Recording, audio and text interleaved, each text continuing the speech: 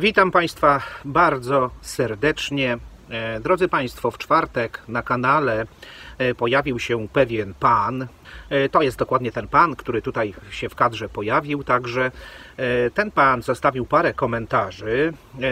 Zadał mianowicie takie pytania, co ja rozumiem w ogóle, jeśli chodzi o kwestię Boga, w cudzysłowiu, dobra i zła, oraz dlaczego uważam, że że żyjemy na ostatnim szczeblu ewolucji. I te komentarze, drodzy Państwo, które ten pan ostatecznie napisał, za jakiś czas zniknęły z kanału. Ja w międzyczasie podlinkowałem 2 filmy temu panu, żeby się przekonał, co ja tak naprawdę sądzę o tych problemach, czy tych dylematach intelektualno-moralnych. Ten pan za jakiś czas odezwał się znowu, że to nie są żadne argumenty, że są to jedynie jakieś luźne hipotezy, zwykła manipulacja z mojej strony i poniżanie innych ludzi przy okazji.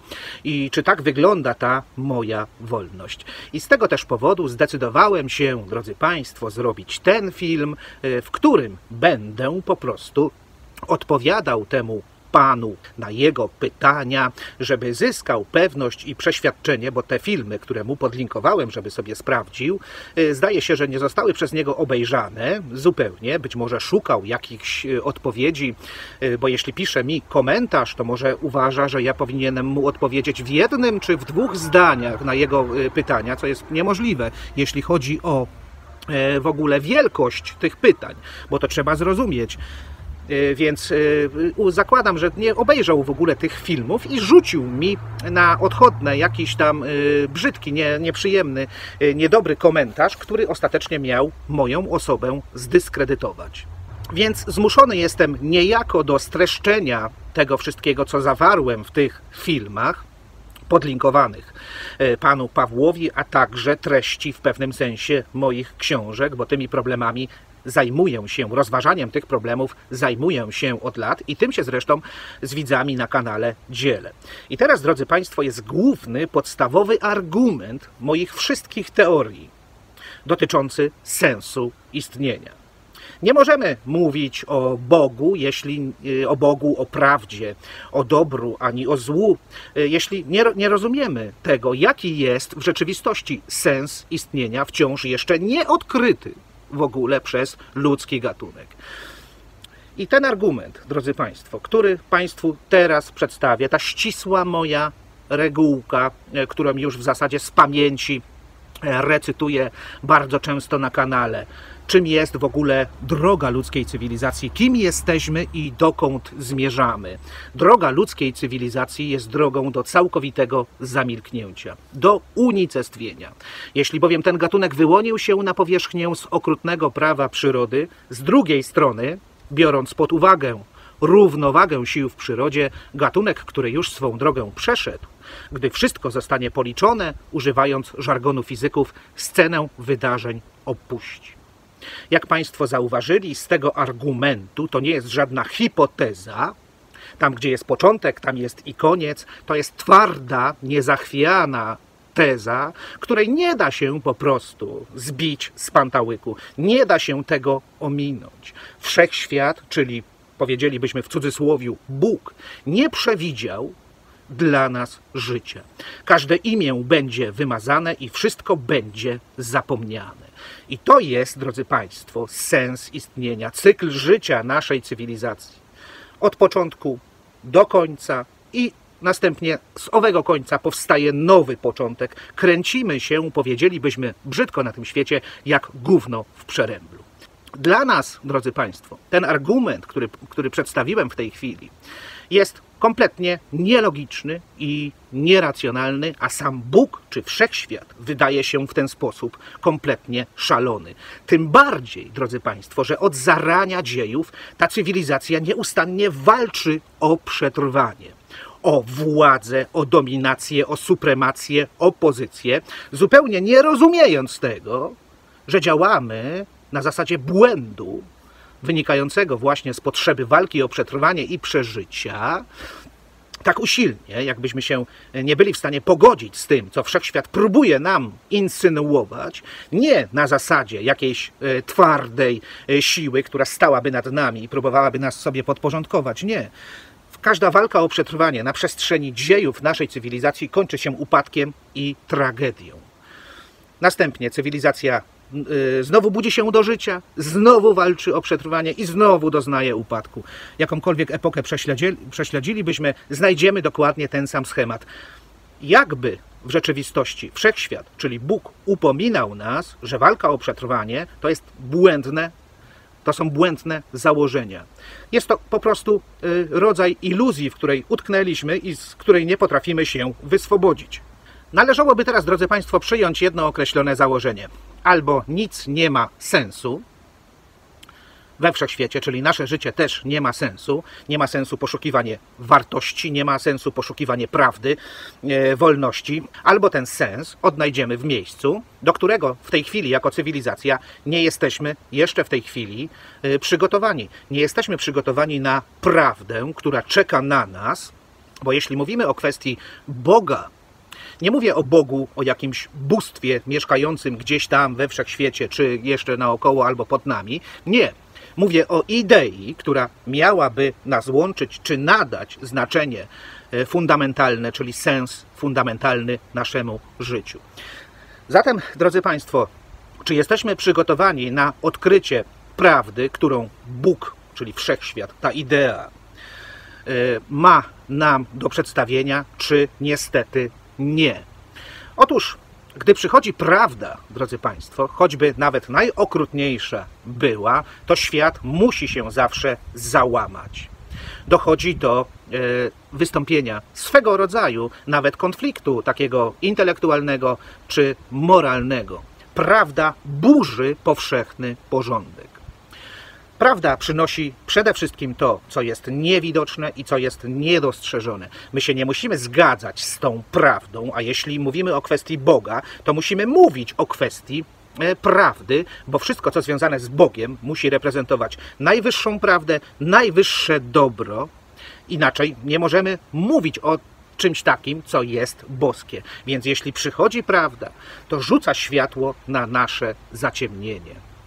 Powiedzielibyśmy brzydko, że w pewnym sensie okalecza nas, odbiera nam to, co myśleliśmy do tej pory, że będzie gwarancją naszego powodzenia, tym bardziej, że wielu ludzi na naszym świecie szuka od Boga jedynie pocieszenia czy gwarancji przetrwania. Tak działają w ogóle wszelkie systemy, czy to religijne, czy to polityczne, czy to nawet filozoficzne, a tutaj na ostatnim szczeblu ewolucji, gdy sięgamy już intelektem możliwości zobrazowania tej idei wszechświata, zmienia się paradygmat, czyli paradygmat przyrodniczy, walki o przetrwanie ustępuje, bo tak działa przyroda i na arenę naszych wydarzeń wchodzi dopiero nie walka o przetrwanie, ale walka o dojrzewanie w prawdzie wszechświata.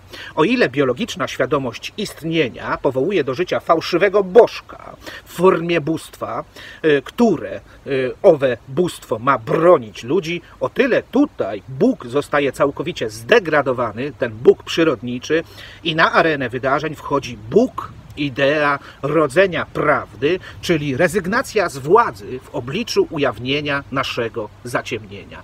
I to jest, drodzy Państwo, fundamentalne założenie tej mojej teorii, bo ja jestem jej autorem, ja stworzyłem tę teorię, zmiana paradygmatu na ostatnim szczeblu ewolucji, gdzie redukowane są wszelkie formy działalności prowadzące do działania takie, które skupiają się wokół walki o przetrwanie za wszelką cenę, wzajemne wyżywanie się na sobie, kalkulacja, manipulacja, oszukiwanie ludzi, wyzyskiwanie ich na potrzeby przetrwania i zdobycia owej władzy.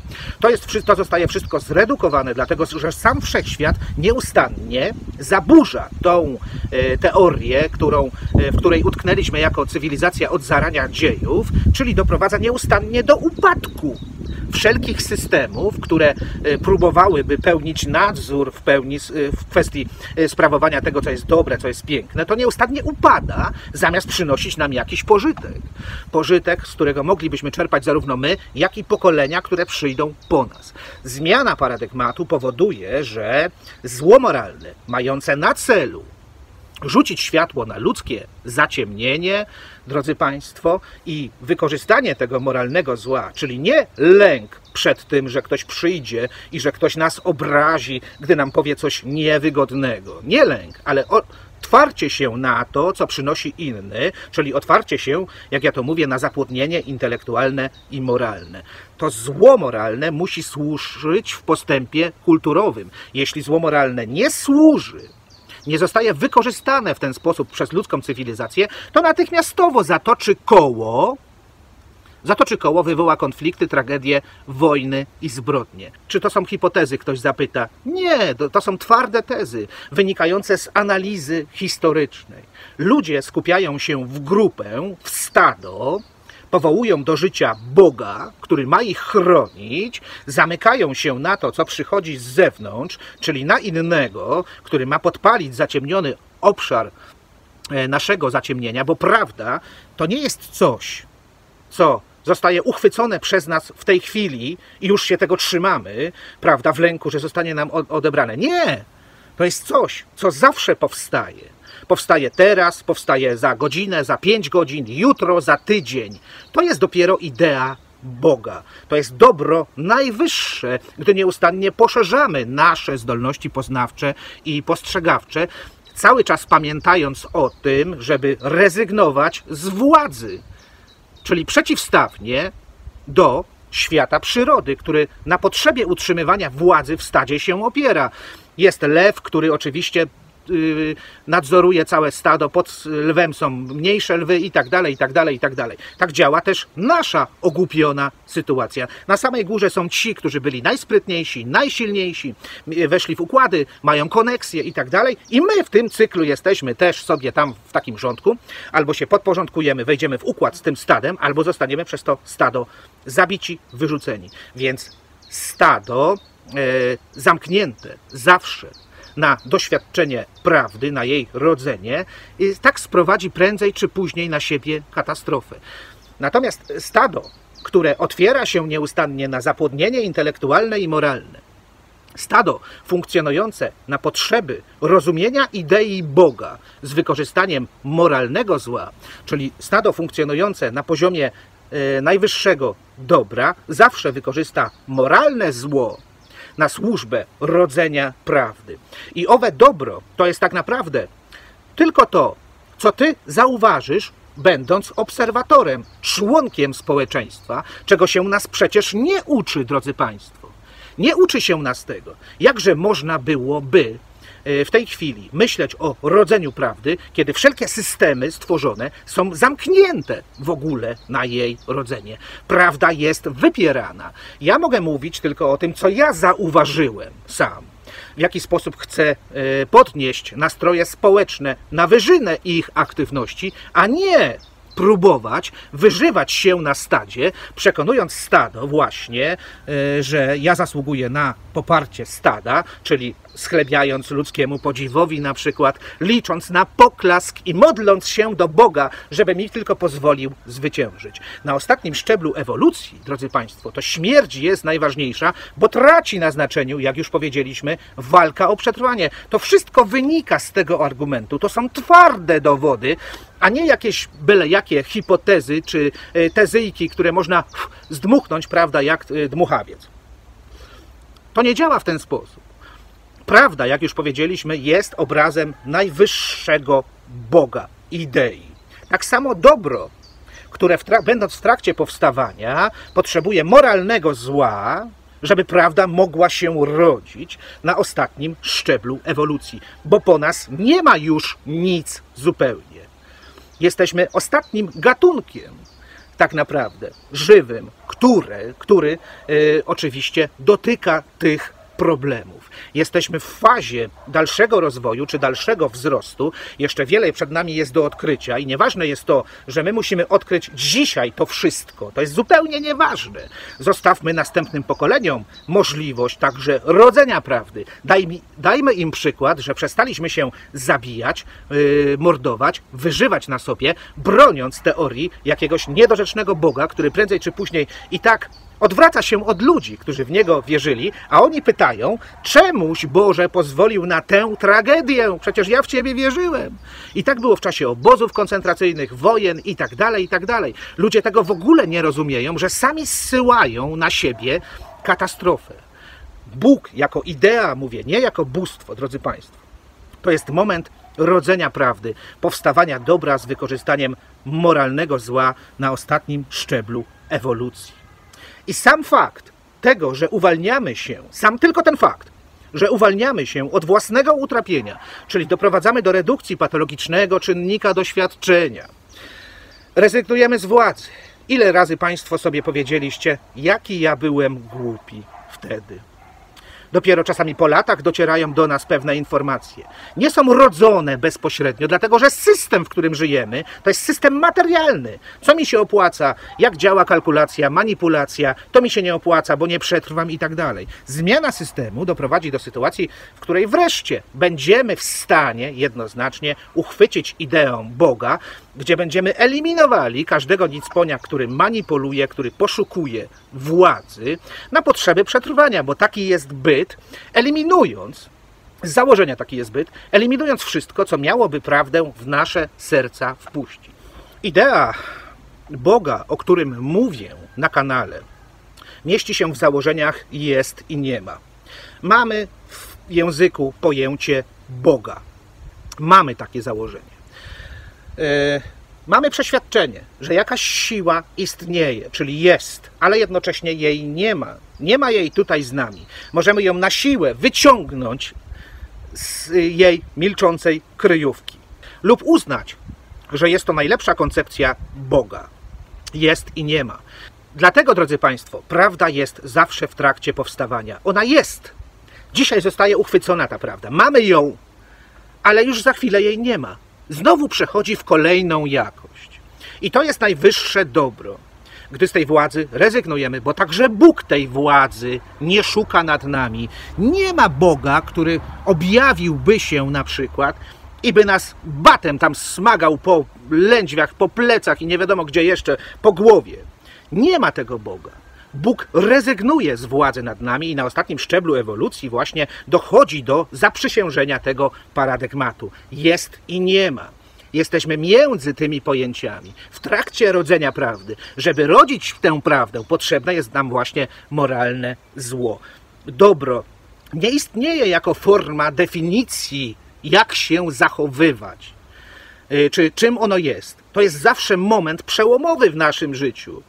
Rodzi się dobro poprzez śmierć tego, co w nas jest patologiczne, co szukało władzy, wpływów i możliwości jednocześnie przetrwania. Do tego służy moralne zło. I tak samo, jak w przypadku tej definicji, którą stworzyłem, jest i nie ma. Piękno, które się rodzi, to jest brzydota. Piękno nie poszukuje harmonii, tak jak wszelkie systemy, prawda? I totalnej jedności. Wszystko, co poszukuje harmonii, czeka ostatecznie upadek, bo piękno, dobro, prawda zawsze potrzebuje twórczego niepokoju. Jeśli rodzi się piękno, to przynosi potencjalnie to, co jest brzydkie dla ludzi, bo jest niedostrzeżone, bo nie działają w systemie intelektualnym, żeby to dostrzec. Nie poszukują prawdy, tylko szukają możliwości zabezpieczenia własnych interesów i tylko harmonii i bezpieczeństwa. Przeto przyciągają do siebie ludzi, którzy im to zagwarantują. Bardzo często niszczą sobie w ten sposób na przykład związki partnerskie, bo naprzeciwko siebie zobaczyli samych siebie. Poszukiwali harmonii, bo to miało dać im przywilej przetrwania. Nie poszukiwali twórczej dialogizacji na służbie rodzenia prawdy. Przeciwnie, rezygnując z kalkulacji możliwości dla reprezentacji własnych interesów. I to miałoby być założeniem tego, co idea Boga miałaby w nas reprezentować. Nie da się, drodzy Państwo, bo o tym problemie to ja mogę opowiadać jeszcze i 3 godziny, ale nie da się, drodzy Państwo, w tej chwili przyjąć innych wniosków dotyczących tak złożonego problemu, jak kwestia rozumienia Boga, bo albo ludzie będą się wzajemnie wyżywali na sobie w nieskończoność, będą się maltretowali, skupiając się w jakieś stado, które będzie zawsze poszukiwało wyzysku, tworząc hierarchię, prawda, na samej górze najsilniejsi, a najsłabsi na samym dole, albo będzie to idea otwarta, gdzie każdy człowiek jest dysponentem tej prawdy, czyli każdy człowiek ma prawo rzucić światło na ludzkie zaciemnienie. I dlaczego twierdzę, drodzy Państwo, że ta idea jest najlepsza? Dlatego, że prawda rodzi się poprzez śmierć, jak już mówiliśmy, ale nie fizyczną śmierć, ale poprzez otwarcie siebie na zapłodnienie intelektualne i moralne, a śmierć jest doświadczeniem czysto subiektywnym, także i wolność ma dokładnie taką samą wykładnię, dlatego ludzie tak usilnie szukają swojej własnej wolności, chcą być jedyni i chcą być niepowtarzalni, oryginalni, genialni, wyjątkowi, prawda? I na tym założenie wolności się opiera. Tylko do tej wolności trzeba oczywiście przystosować całkowicie nowe myślenie. Ludzie myślą, że są wolni, gdy tymczasem rywalizują, biegają z tym stadem, stają z tym stadem w jakieś szranki, prawda, w konkury, a wolność robi zawsze coś jedynego i niepowtarzalnego, czego nikt inny nie robi i następnie przynosi te prawdy wspólnocie. Dlatego też prawda nie jest obiektywna, tylko dokonuje się jej rodzenie poprzez subiektywną organizację. I to jest wielki błąd Arystotelesa, który powiedział, że prawda jest tym, co jest obiektywne. Dlatego motłoch, jak się skupi w grupę, no to ostatecznie doprowadzi do wybuchu wojny, do konfliktu, do tragedii. Na tle tej grupy społecznej zrodzi morderców, barbarzyńców, złodziei, pedofilów i to tak działa zamknięty system na rodzenie prawdy, o której tutaj mówię. I tym samym ten sam system powoła do życia fałszywego Boga, będzie oczywiście chodził do kościółka i prosił tego Boga, żeby przyszedł na ratunek, a w rzeczywistości, drodzy Państwo, sam staje się zakłamany. I idea Boga, o której mówię, to jest zawsze idea zwrócona w jedną stronę. Rzucić światło na ludzkie zaciemnienie z wykorzystaniem moralnego zła, podpalić ten obszar naszych działań ludzkich, który dąży do zdobycia władzy i utrzymania pozycji za wszelką cenę. Do tego ma służyć moralne zło i wtedy dopiero system staje się wewnętrznie stabilny, eliminuje ludzi, którzy władzę chcieliby przejąć i na ostatnim szczeblu ewolucji doprowadza do sytuacji, w której oczywiście prawda jest rodzona, wytworzony zostaje Bóg ze wspólnoty jako idea, a nie jako bóstwo, drodzy Państwo, przed którymi mielibyśmy klękać. Sprawiedliwość. Nie ma na świecie sprawiedliwości, a teoria króla pustkowia dotycząca sprawiedliwości jest możliwa na świecie tylko i wyłącznie wówczas, gdy śmierć wnika w nasze życie, bo jesteśmy równi jedynie w obliczu śmierci. Tylko tak. Zatem śmierć jako wpuszczenie światła w nasze życie, czyli zabicie tego, co jest w nas fałszywe, co szukało możliwości do zdobycia władzy, gwarantuje nam jednocześnie równość na świecie. Kiedy rezygnujemy z walki, kiedy rezygnujemy z poszukiwania wpływów, kiedy szukamy właśnie na ostatnim szczeblu ewolucji prawdy. Ostatni stopień ewolucji. Kiedyś nasz gatunek dojdzie do kresu, czyli odkryje wszystko. Wszystko zostanie policzone. Wtedy dojdzie do unicestwienia gatunku, bo tak długo mamy co robić, jak długo jest jeszcze co liczyć i co odkrywać. Jeśli ten moment nastąpi, jeśli nie będzie już możliwości działania dalej, gatunek dojdzie do końca swojej drogi i cykl życia się powtórzy. Dlaczego zostaliśmy tak skrzywdzeni, drodzy Państwo, przez Boga czy przez Wszechświat? Nie dlatego oczywiście, że Bóg jest szalony. Absolutnie. Ani nie dlatego, że wydaje nam się, że to jest coś złego, coś niedorzecznego. Przeciwnie, drodzy Państwo. To jest najwyższa forma logiki i jakakolwiek forma logiki zastosowana przez nasze systemy, tak zwane intelektualne, czyli pełne racjonalizacji, zawsze zwraca się przeciwko nam albo nie przynosi nam tak naprawdę żadnego sukcesu społecznego. Wszechświat jest w ogóle nielogiczny, bo sama rezygnacja z władzy, rezygnacja z walki i otwarcie się na zapłodnienie intelektualne i moralne już wydaje się być nielogiczne. Dla Boga logiczne jest to, co jest nielogiczne. Na tej samej zasadzie, jak mówiłem właśnie wcześniej, jest i nie ma. Logiczne to, co jest nielogiczne. Ta teoria jest szalona, oczywiście. Bóg wydaje się, idea, o której mówię, wydaje się być szalona. Dlatego też bardzo często geniusz jest szalony. To jest człowiek szalony. To jest człowiek, który, powiedzielibyśmy, nawet działa wbrew sobie, w szczególności gdy zostaje na stosie spalony. Ale właśnie on jest ulubieńcem tej idei. Człowiek niezachwiany. Racjonalne zatem jest dokładnie to, co jest nieracjonalne albo irracjonalne. Ale nie w pełnym znaczeniu tego słowa irracjonalne. Absolutnie. W tym jest pełny racjonalizm, bo ta idea mieści się między pojęciami, a nie w jakimś pojęciu definiowalnym, jak na przykład w przypadku Kościoła katolickiego, który ustanowił na piedestale naszych wartości jakąś obiektywną formułkę dobra, opierającą się na harmonii, na sympatii wszystko przenikającej, z eliminacją oczywiście każdej formy zła i tym samym zrodził zło z drugiej strony, bo zło moralne miało służyć kulturowemu postępowi. Tak też Kościół katolicki wytworzył szatana po prostu z własnych trzewi. Nie wiem, drodzy Państwo, czy powinienem jeszcze coś dodawać do tego, o czym tutaj mówię, czy to jest w ogóle zrozumiałe w pełnym znaczeniu tego słowa, jak działa, czy jak funkcjonuje ta idea i dlaczego też miałyby być to hipotezy. Jakie to mają być hipotezy?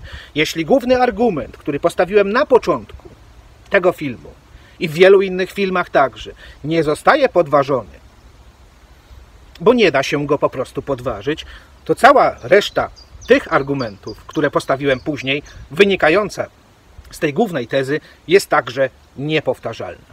Zostaliśmy rzuceni, drodzy Państwo, w czas przez Boga, żeby nikt nie położył swoich brudnych łap na świętym terenie wolności. Do tego był Bogu potrzebny czas.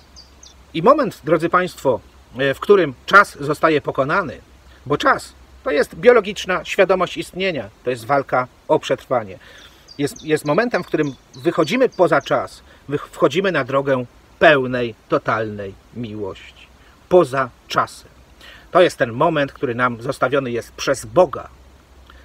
W przeciwnym razie będzie zawsze dochodziło do bluźnierstwa, do gwałtów, do mordów, a my będziemy nieustannie prosili Bożka o to, żeby przyszedł nam z pomocą. Tak, drodzy Państwo, w skrócie starałem się zobrazować to, co rozumiem, jeśli chodzi o kwestię idei Boga. Jest to jedyna tego typu idea. Jeśli ten człowiek, ten pan Paweł, prawda, twierdzi, że są to wyssane z palca jakieś hipotezy, tudzież manipulacje, no to ja mu życzę oczywiście powodzenia, bo dla mnie wolność to jest świat ludzi wolnych, którzy rodzą prawdę wspólnie, a nie ludzi podległych jakiejś odgórnej idei, która próbuje porządkować świat, trzymając system pod butem władzy jednej czy drugiej i następnie system ludzi powtarzających nieustannie to, co już zostało powiedziane, jako gwarancja spokoju, czy szczęścia, czy powodzenia. Tutaj, w tej mojej idei, każdy człowiek ma prawo rodzić prawdę, przynosić to, co zauważył i to powinno być brane w końcu przez naszą kulturę, która mogłaby powstać w ten sposób, brane pod uwagę. I na koniec, drodzy Państwo, zostawiam Państwu jeszcze te dwa podlinkowane filmy, które zostawiłem temu człowiekowi w komentarzach. Jeśli ktoś by chciał jeszcze szerzej zapoznać się z tą ideą, z mojej strony to na dziś wszystko. Kłaniam się nisko. W taki sposób odpowiedziałem na pytania szanownego widza. Pozdrawiam serdecznie. Król Pustkowia, Jerzy Kaśków.